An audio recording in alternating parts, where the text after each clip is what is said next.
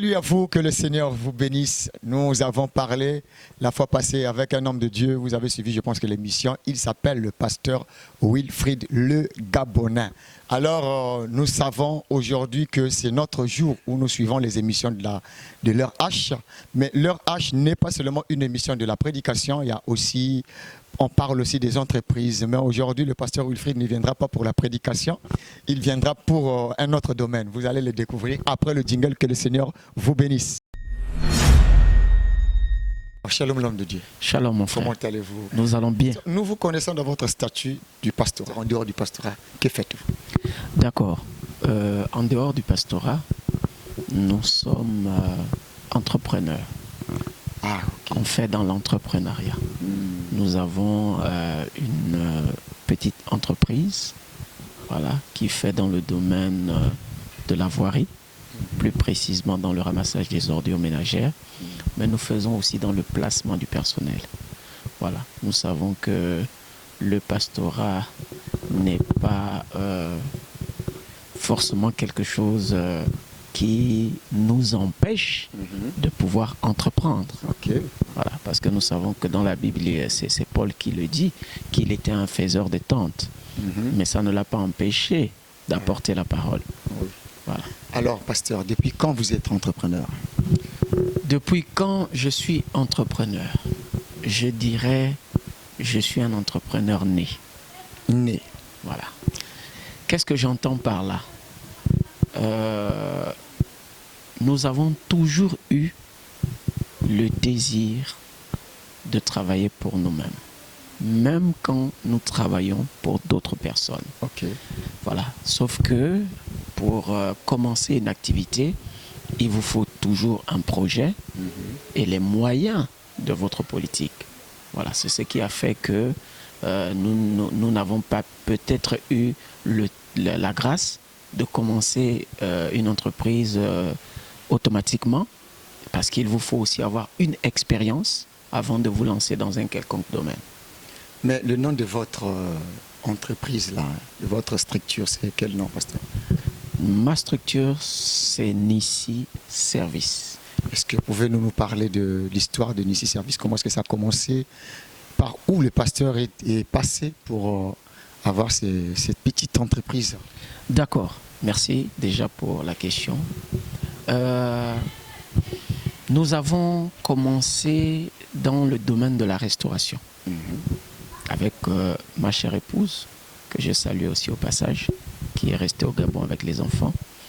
Nous avons commencé avec un petit restaurant et à cette période-là, elle était enceinte de notre premier garçon.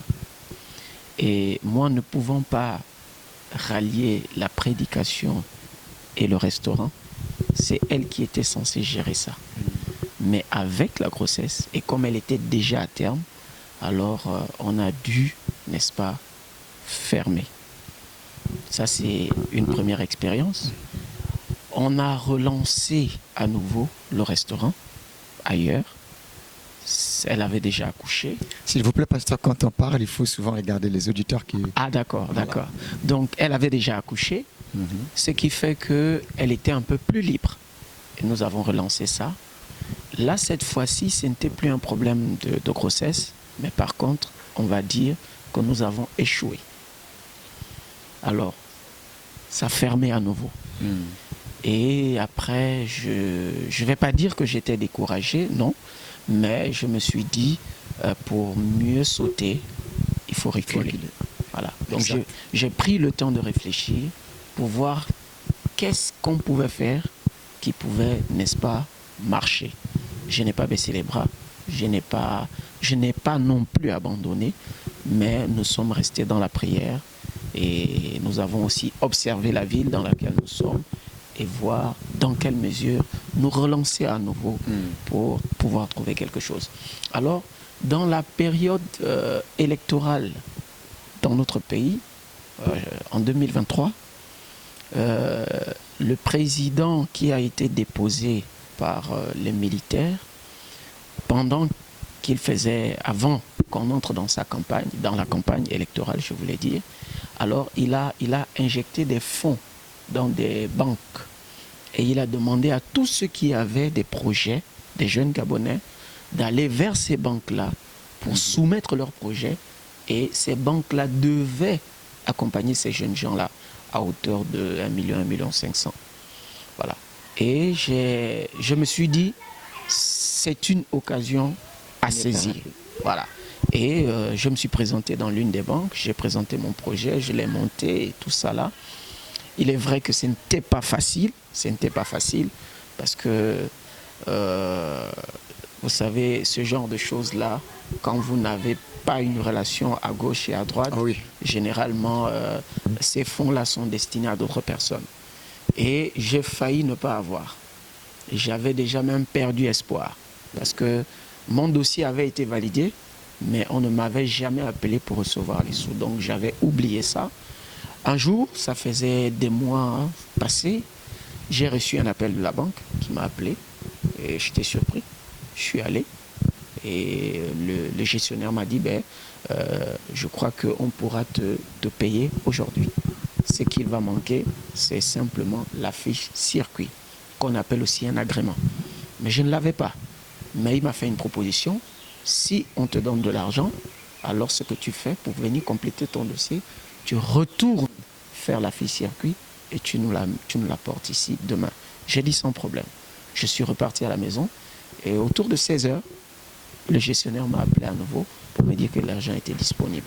Je suis venu, j'ai pris cet argent et je suis allé vers ma femme, je lui ai dit j'ai reçu l'argent pour le projet et tout ça.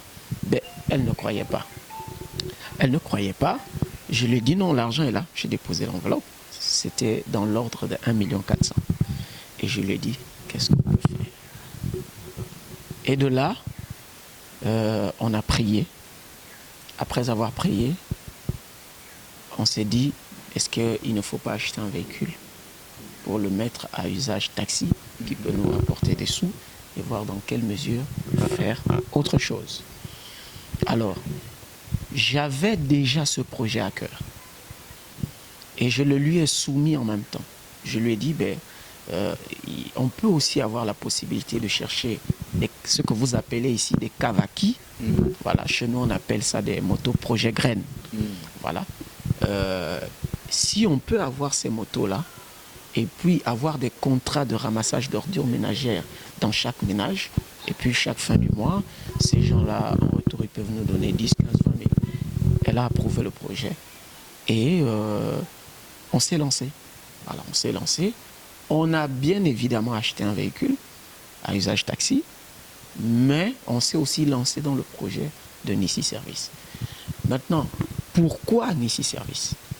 Nissi Service, Nissi pour Jéhovah Nissi, qui représente notre bannière, voilà, mais parce que c'est aussi le prénom de ma dernière fille. Ah, ok. Elle s'appelle Nissi. Oh, quelle belle histoire. Donc, quand elle est arrivée, elle est née, je crois 3-4 mois plus tard, cette entreprise aussi a vu le jour. Donc, je pense que ce n'est pas la dernière. Je ne pense pas, non. Certainement que 2 autres viendront encore. Alors, ok, pasteur, combien avez-vous des employés dans votre entreprise? Présentement, nous avons, puisque moi-même je suis un employé de cette entreprise, ma femme est une employée de cette entreprise, donc nous étions dans l'ordre de 6. Voilà. Mais là, présentement, je crois que nous sommes restés à 5. Voilà. Ok. Alors, ce qu'on voulait savoir, pasteur, est-ce que vous avez besoin de partenaires un jour ou vous n'avez pas besoin de partenaires? Parce que nous voyons, il y a d'autres entreprises, quand elles commencent, le propriétaire dit que moi, je n'ai pas besoin de partenaires, je veux évoluer seul. Mais il y a d'autres qui se disent qu'on a besoin d'un partenaire pour évoluer ensemble. Est-ce que le pasteur, c'est le cas pour ton... Bon, vous savez, vous pouvez avoir une vision, mais parfois, vous n'avez pas les moyens de votre politique. Vous pouvez avoir une vision, mais parfois, vous n'avez pas, vous voyez, les moyens de votre... Vous n'avez pas, en fait, je voulais dire, la provision pour accompagner la vision. Voilà. Donc, les partenaires, on en a et on en aura toujours besoin. Si vous voulez vous étendre, si vous voulez grandir, vous avez toujours et vous aurez forcément besoin de partenaires. Alors, quel est le conseil que tu peux donner aux autres qui ont peut-être les moyens de faire quelque chose mais qui ne le font pas? Le conseil, c'est que vous savez, l'argent, si vous le gardez à la banque ou à la maison, ça ne vous servira à rien. Et ça ne vous rapportera absolument rien. L'argent, il est fait, certes, pour le dépenser, mais beaucoup plus pour l'investir. Plus vous investissez, comme un agriculteur qui plante sa semence, il est sûr de récolter. Voilà. Donc, le seul conseil que je peux donner à nos frères, aux amis pasteurs, bien sûr, tels que vous, c'est d'investir, comme le dit Frère Branham, dans la brochure Les investissements. Voilà. Alors, pasteur, vraiment, je pense qu'on va se dire au revoir. Peut-être que vous avez un mot de la fin à dire aux auditeurs. D'accord, un mot de fin, juste lire une citation, mettre ça comme soubassement. Voilà. Frère Branham dit ici, je ne vais pas tout lire, je vais juste paraphraser. Tu peux même tout lire. D'accord. Dans les dons et les appels sont sans repentir. Je suis au paragraphe électronique 20. Frère Branham dit ici, ce n'est pas que j'ai une instruction d'école primaire. Vous savez, quand j'étais garde-chasse local dans la ville, travaillant pour gagner ma vie, c'était déjà un prédicateur, c'était un pasteur avec une église. Mais il dit qu'il était garde-chasse et il a travaillé pour gagner sa vie. Ça veut dire qu'il ne s'est pas seulement appuyé sur le ministère pour gagner sa vie. Vous voyez? Ça, c'est Frère Branham. Voilà. Et je peux encore donner une autre citation. Voilà, c'est pour nos auditeurs, parce que vous savez, dans le message, si nous disons quelque chose, nous devons le soutenir avec la parole. Oui. Voilà. Donc, dans la parole parlée à la semence originelle, au paragraphe électronique 250, ils m'ont dit la même chose à moi. Bien sûr, j'ai travaillé pendant 17 ans. Ça, c'est Frère Branham. Il a travaillé pendant 17 ans. Il ne s'est pas seulement appuyé sur le ministère. Mais il a travaillé pendant 17 ans. Donc voilà un peu. Pour rajouter une écriture de la Bible, c'est Actes chapitre 18, vous pouvez lire depuis le premier verset, mais je vais juste prendre le verset 3. Il dit, et comme il avait le même métier, c'est-à-dire Paul avait un métier, voilà, il demeura chez eux et y travailla. Il était faiseur de tentes. Je crois, pour ma part, que si un homme de Dieu se lance dans une activité, ça lui permettra aussi d'apporter son soutien, non seulement dans l'œuvre qu'il bâtit, mais aussi aux enfants de Dieu qui sont parfois confrontés à certains problèmes. Parce que souvenez-vous, le pasteur qui est le berger, il est un père, mais il est aussi un parent rédempteur. Exactement. Et un parent rédempteur doit être riche et non pas être pauvre. Merci.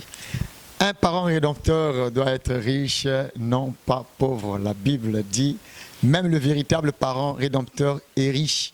L'or et l'argent lui appartient. Et je te dis aussi que c'est un entrepreneur. Parce que pour avoir l'idée de créer la terre, il fallait d'abord un projet. Et le projet a fait de Dieu, c'est qu'il est un créateur. Or, un entrepreneur est un créateur. Vraiment que le Seigneur vous bénisse, pasteur. Merci. On se dit à très bientôt. À très bientôt. Et shalom. Amen. Shalom.